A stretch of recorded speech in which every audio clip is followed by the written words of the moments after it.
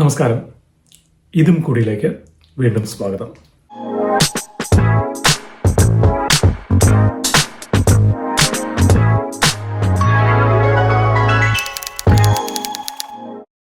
ഇനി കുറച്ച് വീഡിയോസ് ഇതുവരെ ചെയ്തതിൽ നിന്നും കുറച്ച് വ്യത്യാസമായിട്ടുള്ള ചില ടോപ്പിക്കുകൾ ചെയ്യാം എന്ന് വിചാരിക്കുന്നു.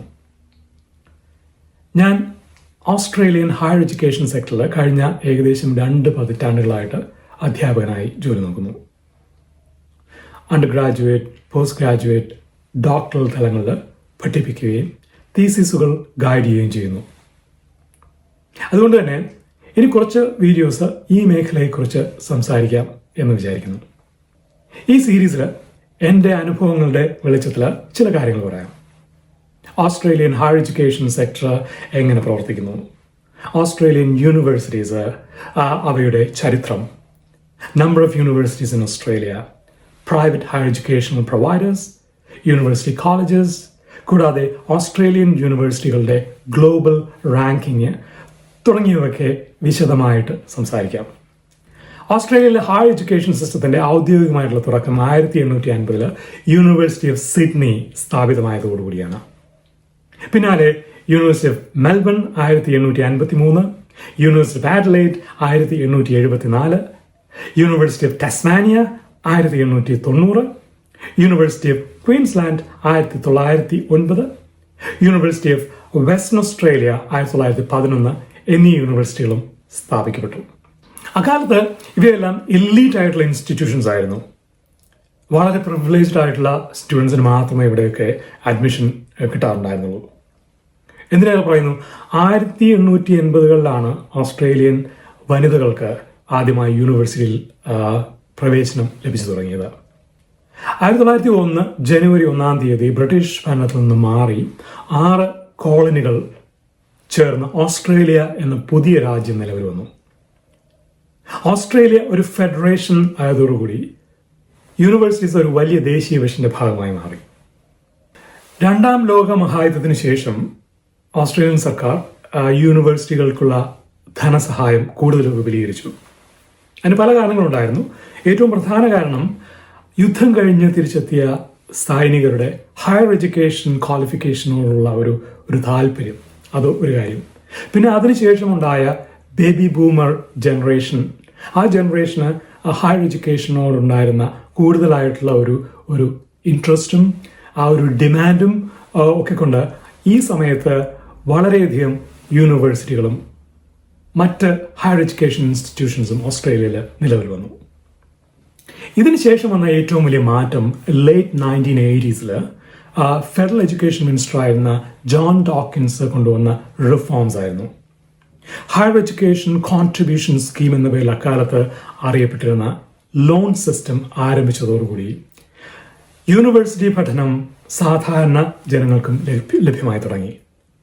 ഈ ഒരു സ്കീമിലൂടെ ഓസ്ട്രേലിയൻ വിദ്യാർത്ഥികൾക്ക് സർവകലാശാല ഫീ സർക്കാർ വായ്പയായി കൊടുത്തു തുടങ്ങി.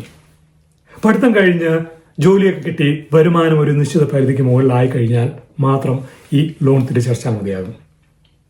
അത് ഹയർ എഡ്യൂക്കേഷൻ കോൺട്രിബ്യൂഷൻ സ്കീം ഇപ്പോൾ അറിയപ്പെടുന്നത് ഹയർ എഡ്യൂക്കേഷൻ ലോൺ പ്രോഗ്രാം എന്നാണ്. ഹെൽപ്പ് എന്നും ഫീ ഹെൽപ്പ് എന്നും ചുരുക്കപ്പേരിൽ അറിയപ്പെടുന്നു. ഈ റിഫോംസിന്റെ പാർട്ടായിട്ട് ധാരാളം കോളേജസ് ഓഫ് അഡ്വാൻസ് എഡ്യൂക്കേഷൻ, മറ്റ് ഹയർ എഡ്യൂക്കേഷൻ ഇൻസ്റ്റിറ്റ്യൂഷൻസ് ഇവയൊക്കെ കൂട്ടിച്ചേർത്ത് പുതിയ യൂണിവേഴ്സിറ്റികൾ ഉണ്ടാക്കി. ഇക്കാലത്ത് ഇന്നും ഈ എഡ്യൂക്കേഷണൽ റിഫോംസ് ഓസ്ട്രേലിയൻ ഹയർ എഡ്യൂക്കേഷന്റെ ഒരു ടേണിംഗ് പോയിന്റ് ആയിട്ട് പലരും കണക്കാക്കുന്നു. ഇന്ന് ഓസ്ട്രേലിയൻ യൂണിവേഴ്സിറ്റീസ് ആഗോളതലത്തിൽ അറിയപ്പെടുന്ന ലോകത്തിലെ തന്നെ മികച്ച യൂണിവേഴ്സിറ്റികളാണ്. ഇപ്പോൾ ഓസ്ട്രേലിയയിൽ 42 യൂണിവേഴ്സിറ്റികളുണ്ട്. 36 പബ്ലിക് യൂണിവേഴ്സിറ്റികളും 6 പ്രൈവറ്റ് യൂണിവേഴ്സിറ്റികളും. അതിനോടൊപ്പം ചില യൂണിവേഴ്സിറ്റി കോളേജുകളും പിന്നെ ധാരാളം പ്രൈവറ്റ് ഹയർ എഡ്യൂക്കേഷൻ സ്ഥാപനങ്ങളുമുണ്ട്.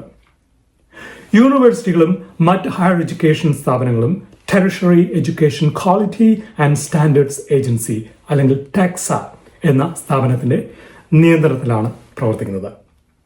ഓസ്ട്രേലിയൻ ഉന്നത വിദ്യാഭ്യാസ മേഖലയെ നിയന്ത്രിക്കുന്നതും ഗുണനിലവാരം ഉറപ്പാക്കുന്നതും വിദ്യാർത്ഥികളുടെ താല്പര്യങ്ങൾ സംരക്ഷിക്കുന്നതും ടെക്സ ആണ്. ഇത് കൂടാതെ തൊഴിൽപരമായിട്ടുള്ള കഴിവുകൾക്ക് ഊന്നൽ നൽകുന്ന വൊക്കേഷണൽ എഡ്യൂക്കേഷൻ ആൻഡ് ട്രെയിനിങ് മേഖലയും ഇവിടെയുണ്ട്. ഈ മേഖലയിൽ വിവിധ തരം സ്ഥാപനങ്ങളുണ്ട്. അവയിൽ പ്രധാനം ടെക്നിക്കൽ ആൻഡ് ഫ്യൂച്ചർ എഡ്യൂക്കേഷൻ അല്ലെങ്കിൽ TAFE എന്ന സ്ഥാപനങ്ങളാണ്. പിന്നെ രജിസ്റ്റേർഡ് ട്രെയിനിങ് ഓർഗനൈസേഷൻസ് അല്ലെങ്കിൽ RTOs എന്ന സ്ഥാപനങ്ങളുമുണ്ട്. TAFEും RTOകളും ഒക്കെ ഓസ്ട്രേലിയൻ സ്കിൽസ് ക്വാളിറ്റി അതോറിറ്റി അല്ലെങ്കിൽ ASCA എന്ന ഏജൻസിയുടെ നിയന്ത്രണത്തിലാണ് പ്രവർത്തിക്കുന്നത്. ഇനി ഓസ്ട്രേലിയൻ യൂണിവേഴ്സിറ്റികളുടെ ഗ്ലോബൽ റാങ്കിങ്ങിനെ കുറിച്ച് സംസാരിക്കാം. Times Higher Education World University ranking 2025 പ്രകാരം 38 ഓസ്ട്രേലിയൻ യൂണിവേഴ്സിറ്റീസ് വേൾഡ് റാങ്കിങ്ങിലുണ്ട്. അവയിൽ തന്നെ 6 ഓസ്ട്രേലിയൻ യൂണിവേഴ്സിറ്റീസ് ടോപ്പ് 100 റാങ്കിംഗ് ലിസ്റ്റിലുമുണ്ട്. Times Higher Education World University Ranking ലോകതലത്തിന് ഏറ്റവും അറിയപ്പെടുന്ന ക്രെഡിബിൾ ആയ ഒരു റാങ്കിംഗ് സിസ്റ്റമാണ്. ഈ യൂണിവേഴ്സിറ്റീസ് ആണ് ഓസ്ട്രേലിയയിൽ നിന്നും ഈ റാങ്കിങ്ങിൽ വന്നിട്ടുള്ളത്.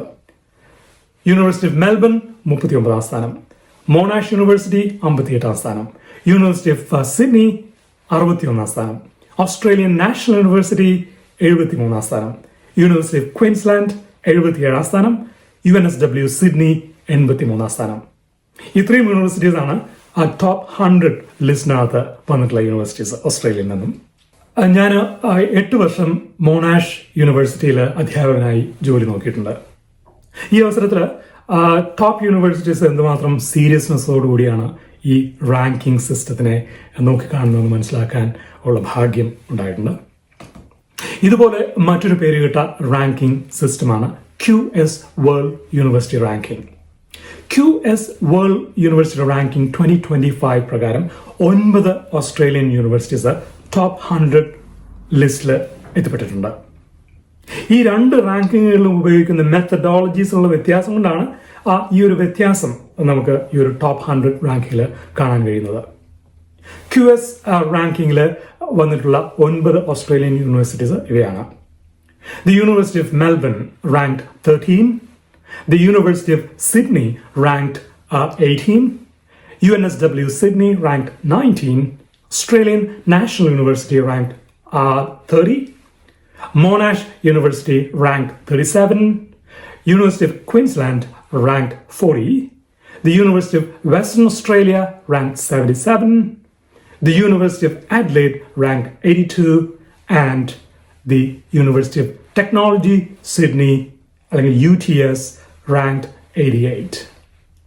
ഈ റാങ്കുകൾ ഓരോ വർഷത്തിലുമുള്ള ലിസ്റ്റുകളിൽ വ്യത്യാസമുണ്ടായിരിക്കും. അതിന് കാരണം യൂണിവേഴ്സിറ്റികളുടെ അതാത് വർഷങ്ങളിലെ പെർഫോമൻസസ് അനുസരിച്ചിട്ടാണ് ഇതിനെ റാങ്ക് ചെയ്യുന്നത്. അതുകൊണ്ടായിരിക്കും ഈ ഒരു വ്യത്യാസങ്ങൾ പലപ്പോഴും നമുക്ക് കാണാൻ പറ്റുന്നത്. ഈ റാങ്കിങ്ങിനെ കുറിച്ചും അതിന് ഉപയോഗിക്കുന്ന മെത്തഡോളജികളെ കുറിച്ചും പല ഡിസിപ്ലിനുകളിലും ഉള്ള റാങ്കിങ്ങിനെ കുറിച്ചും വിശദമായിട്ട് മറ്റൊരു വീഡിയോയിൽ സംസാരിക്കാം. ഓസ്ട്രേലിയൻ ഹയർ എഡ്യൂക്കേഷന്റെ ഒരു പ്രധാന കാറ്റഗറിയാണ് the group of 8 universities, GO8 universities എന്നാണ് അറിയപ്പെടുന്നത്. ഇത് റിസർച്ച് ഇൻറ്റൻസീവ് ആയിട്ടുള്ള യൂണിവേഴ്സിറ്റീസിന്റെ ഒരു കൂട്ടായ്മയാണ്. ഇവയാണ് ആ universities: university of Melbourne, university of Sydney, University of Queensland, University of Western Australia, University of Adelaide, Australian National University അല്ലെങ്കിൽ ANU, Monash University, UNSW Sydney. ഓസ്ട്രേലിയയിലെ ഈ ഗ്രൂപ്പ് ഓഫ് 8 യൂണിവേഴ്സിറ്റികളിൽ രാജ്യത്തെ മൊത്തം ഹയർ എഡ്യൂക്കേഷൻ വിദ്യാർത്ഥികളുടെ 1/4 പേർ പഠിക്കുന്നു എന്നാണ് ഒരു കണക്ക് സൂചിപ്പിക്കുന്നത്. ഇതിൽ വലിയൊരു ഭാഗം ഇന്റർനാഷണൽ സ്റ്റുഡൻസ് ആണ്.